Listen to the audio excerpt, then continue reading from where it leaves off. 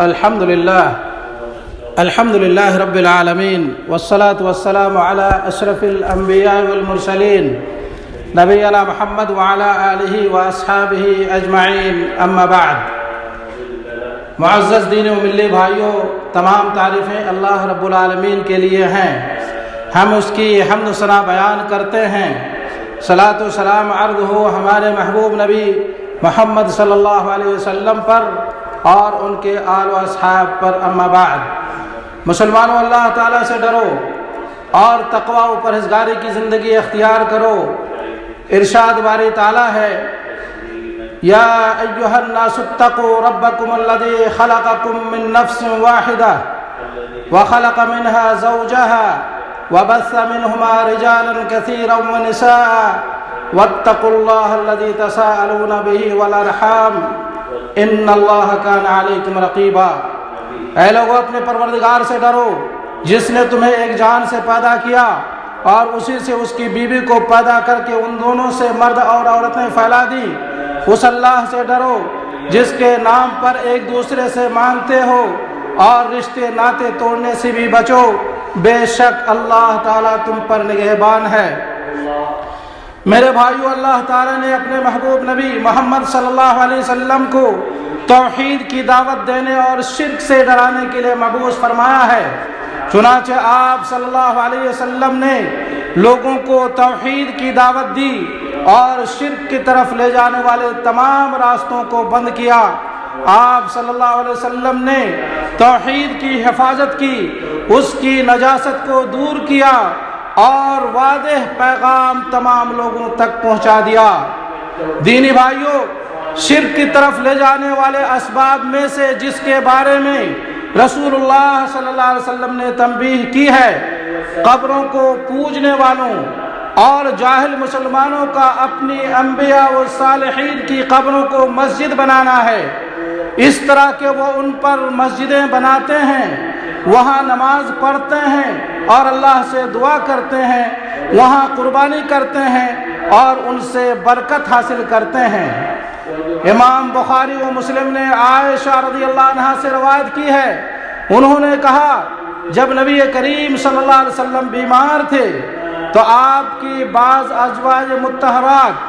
ام سلمہ، ام حبیبہ رضی اللہ عنہما نے حبشہ کی سرزمین کے ایک گرجا گھر ماریہ کا ذکر کیا اور اس کے حسن و جمال اور تصویروں کا تذکرہ کیا، تو آپ صلی اللہ علیہ وسلم نے اپنے سر کو اٹھاتے ہوئے فرمایا،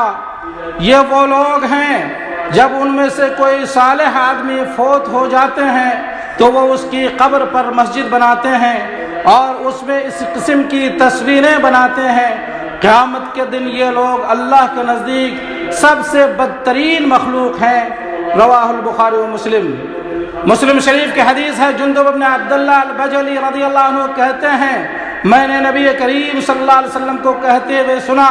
کہ سنو، تم سے پہلے کے لوگ اپنے انبیاء و صالحین کی قبروں کو مسجد بناتے تھے، پس خبردار تم لوگ مسجدوں کو سجدہ گاہ نہ بنانا،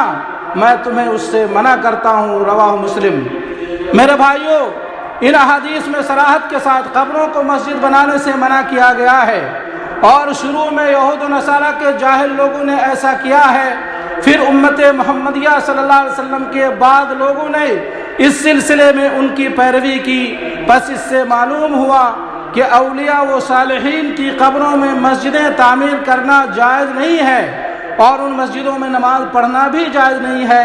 بلکہ ان میں نماز ادا کرنا باطل ہے۔ اسی طرح اللہ کے ساتھ شرک کرنے کے اسباب میں سے قبروں کے اوپر عمارت کھڑی کرنا، اسے پختہ کرنا، اسے اونچا کرنا اور اس کے اوپر گنبد بنانا، نیز وہاں چراغاں کرنا اور جانوروں کو ذبح کرنا ہے۔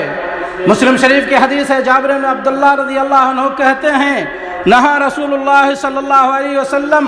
ان یجسس القبر وان یقعد علیہ وان یبنى علیہ۔ رسول اللہ صلی اللہ علیہ وسلم نے قبر کو پختہ کرنے، اس پر بیٹھنے اور اس پر تعمیر کرنے سے منع فرمایا ہے۔ امام ترمذی و نسائی نے عبداللہ بن عباس رضی اللہ عنہ سے روایت کی ہے، وہ کہتے ہیں لعن رسول اللہ صلی اللہ علیہ وسلم زائرات القبور والمتخذین علیہا المساجد والسرج، اللہ کے رسول صلی اللہ علیہ وسلم نے قبروں کو زیارت کرنے والی عورتوں پر اور اس میں مسجدیں تعمیر کرنے والے اور چراغاں کرنے والے پر لعنت کی ہے۔ میرے بھائیوں، اسی لیے نبی کریم صلی اللہ علیہ وسلم نے اونچی قبروں کو برابر کرنے اور مجسموں کو مٹانے کا حکم دیا ہے، جیسا کہ سنن ترمذی میں ہے۔ علی رضی اللہ عنہ نے ابو الحیاج الاسدی رضی اللہ عنہ سے کہا، میں تمہیں اس چیز کے لیے بھیجوں گا جس کے لیے رسول اللہ صلی اللہ علیہ وسلم نے مجھے بھیجا تھا، کہ تم ہر اونچی قبر کو برابر کر دو اور ہر مجسمہ کو مٹا دو۔ میرے بھائیوں، قبروں پر قربانی کرنا، قبروں پر ذبح کرنا سب سے بڑا فتنہ ہے، لہٰذا اگر کوئی قبر والوں کے لیے نماز پڑھے، ان کو پکارے، ان کے لیے ذبح کرے یا ان سے شفاعت کے لیے قربانی کرے تو یہ واضح شرک اکبر ہے اور دین اسلام سے خارج ہے۔ اور نبی کریم صلی اللہ علیہ وسلم نے فرمایا لعن اللہ من ذبح لغیر اللہ، جو غیروں کے لیے قربانی کرتا ہے اس پر اللہ کی لعنت ہے۔ اس لیے ان تمام چیزوں سے بچیں۔ اقول قولی ھذا واستغفر اللہ لی ولکم وسائر المسلمین من کل ذنب فاستغفروه انه هو الغفور الرحیم۔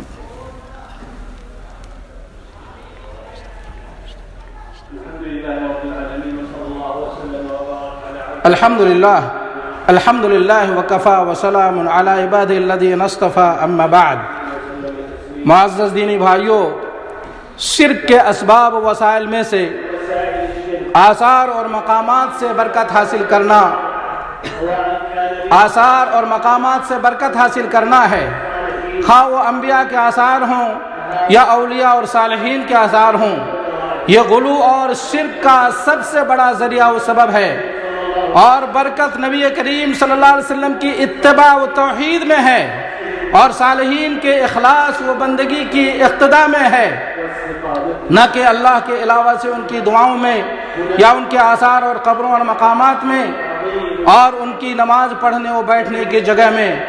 ترمذی کی حدیث ہے، ابو واقد لیثی رضی اللہ عنہ کہتے ہیں کہ ہم لوگ نبی کریم صلی اللہ علیہ وسلم کے ساتھ حنین کی طرف نکلے، ہم عہد کفر سے قریب تھے اور مشرکین کے پاس بیری کا ایک درخت تھا جس کے پاس وہ جھکتے تھے اور اس میں اپنے ہتھیاروں کو لٹکاتے تھے، اسے ذات انوات کہا جاتا ہے۔ پس جب ہم سدرہ کے پاس سے گزرے تو ہم نے عرض کیا، یا رسول اللہ، ہمارے لیے بھی ذات انوات بنا دیں جس طرح ان کے پاس ذات انوات ہے۔ تو رسول اللہ صلی اللہ علیہ وسلم نے فرمایا، اللہ اکبر، یہ اگلوں کی سنت ہے، اس ذات کی قسم جس کے ہاتھ میں میری جان ہے، تم نے وہی بات کہی جیسا کہ بنی اسرائیل نے موسیٰ سے کہا تھا کہ ہمارے لیے بھی معبود بنا دیں جس طرح ان کے معبود ہیں۔ اس نے کہا، تم جاہل ہو، تم نے اپنے سے پہلوں کی سنت کو اختیار کر لیا ہے۔ حضرت معرور بن سوید کہتے ہیں کہ میں عمر رضی اللہ عنہ کے ساتھ مکہ و مدینہ کے درمیان تھا، آپ نے ہمیں نماز فجر پڑھائی، پہلے رکعت میں سورہ فیل اور دوسری رکعت میں سورہ قریش کی تلاوت کی، پھر انہوں نے لوگوں کو نیچے اترتے اور مسجد میں نماز پڑھتے دیکھا تو ان سے پوچھا، انہوں نے کہا یہ وہ مسجد ہے، انہوں نے ان سے سبب پوچھا، انہوں نے کہا یہ وہ مسجد ہے جس میں نبی کریم صلی اللہ علیہ وسلم نے نماز پڑھی ہے۔ تو آپ نے کہا کہ تم سے پہلے کے لوگ اسی لیے ہلاک ہوئے کہ انہوں نے اپنے انبیاء کے آثار سے برکت حاصل کی، پس جو کوئی مسجد کے پاس سے گزرے اور نماز کا وقت ہو تو نماز پڑھے، ورنہ وہاں سے گزر جائے۔ اسی طرح عمر رضی اللہ عنہ سے مروی ہے کہ انہوں نے اس درخت کو کاٹنے کا حکم دیا جس کے نیچے نبی کریم صلی اللہ علیہ وسلم نے بیعت لی تھی، اس لیے کہ لوگ اس کے نیچے جایا کرتے تھے۔ پس عمر رضی اللہ عنہ ان پر فتنے سے ڈر گئے اور یہ عمل کیا، یعنی فتنے کی ڈر سے اس درخت ہی کو کاٹ دیا تاکہ لوگ وہاں آ کر نئے نئے عقیدے گڑھ لیں اور اپنے عقیدے کو خراب اور برباد کریں، تو اس فتنے کے ڈر سے اس درخت ہی کو کاٹ دیا۔ پس مسلمان پر واجب ہے کہ وہ توحید کی تعظیم کرے، اس کی توحید کا باعث بننے والے اسباب سے ہوشیار رہے اور دین کو سیکھے اور سمجھے تاکہ وہ شرک میں نہ پڑ جائے اور وہ یہ سمجھے کہ وہ اچھا کر رہا ہے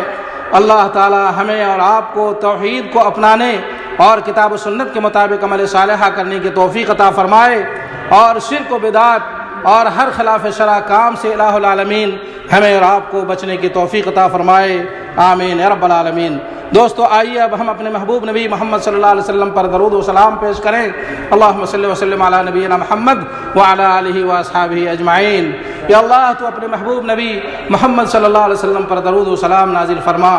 ان پر ان کے آل و اصحاب پر اپنی رحمتیں نازل فرما۔ یا اللہ ہمیں اپنے نبی کی محبت نصیب فرما، یا اللہ ہمیں اپنے نبی کی محبت نصیب فرما، ظاہر و باطنی طور پر ان کی سنت پر عمل کرنے کی توفیق عطا فرما۔ یا اللہ ہمیں شرک سے، بدعات سے، خرافات سے اور انبیاء و صالحین کے مقامات اور آثار سے برکت حاصل کرنے سے مامون و محفوظ فرما، ہم سب کے عقیدے کی اصلاح فرما۔ یا اللہ ہمیں ہدایت، تقوی، عفت و پاک دامنی عطا فرما۔ یا اللہ تو ہمیں دین میں ثابت قدمی نصیب فرما، ہمارے ایمان و عقیدے کی حفاظت فرما۔ یا اللہ ہمارے ایمان و عقیدے کی حفاظت فرما۔ یا اللہ ہمیں قلب سلیم و سچی زبان عطا فرما۔ یا اللہ تو ہمیں اپنا ذکر و شکر اور حسن عبادت کی توفیق عطا فرما۔ یا اللہ اسلام اور مسلمانوں کو غلبہ و کامیابی عطا فرما، اسلام اور مسلمانوں کو غلبہ و کامیابی عطا فرما، شرک اور مشرکین کو ذلیل و رسوا فرما، دین کے دشمنوں کو تباہ و برباد فرما۔ یا اللہ دین کے دشمنوں کو تباہ و برباد فرما، مسلمانوں کو نصرت و کامیابی عطا فرما۔ یا اللہ ہمیں امن و سکون کی زندگی نصیب فرما، ظاہر و باطنی فتنوں سے ہمیں مامون و محفوظ فرما۔ یا اللہ ہمارے ولی امر کی اصلاح فرما، تو ہمارے امام خادم حرمین شریفین کے اور ان کے ولی عہد کی اور تمام مسلمانوں کی کو اللہ تو خیر کے کام کرنے کی توفیق عطا فرما، انہیں ہر شر سے مامون و محفوظ فرما۔ یا اللہ مسلمانوں کے کلمہ حق پر انہیں متحد فرما۔